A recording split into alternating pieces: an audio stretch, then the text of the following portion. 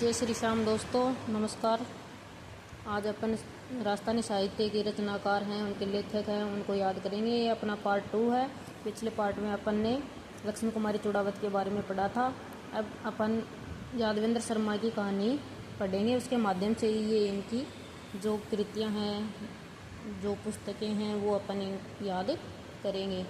तो देखिए, मैं कहानी के माध्यम से आपको बता रही हूँ, आप समझने का प्रयास कीजिए।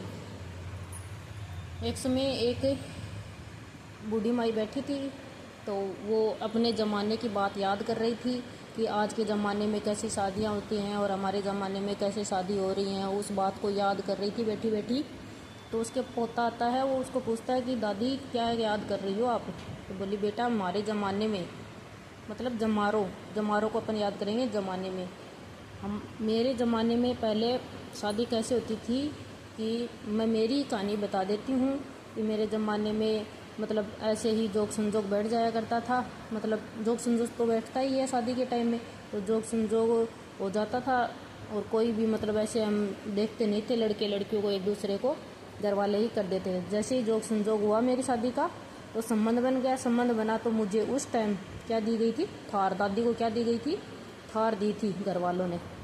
अब दादी जनानी थी, दादी जनानी डोडी बन गई, चंदासी सेठानी। बहुत सुंदर थी दादी अपने ज़माने की। अभी ये दादी बोल रही है कि तेरे जो दादाजी हैं वो एक मुख्यमंत्री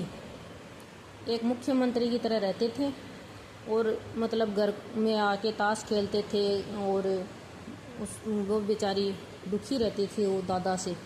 तो अपने आँखों में आंसू भर के, खून के आंसू भर के वो बोलती है, खून का टिक्का सा करके वो बोलती है कि आप डेली डेली मुख्यमंत्री बन के आ जाते हो, कोई कमाने दमाने का काम न है नहीं। आप पहले मेरे को ये बता दो कि मैं हूँ गोरी किन पीवरी, मैं किन की पीवरी हूँ, किन की गोरी हूँ मैं, मुझे ये तो बताओ कम से कम।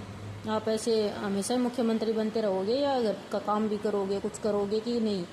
तो बोलती है कि आप अन्नदाता हो तो आपको काम करना चाहिए। मतलब वो खंबे के सहारे खड़ी होकर ये बातें करती है। तो खम्मा अन्नदाता, और घर पे ताश मत खेला करो, पूरे घर को ताश का घर बना रखा है, दोस्तों को ले आते हो, मुख्यमंत्री बने रहते हो।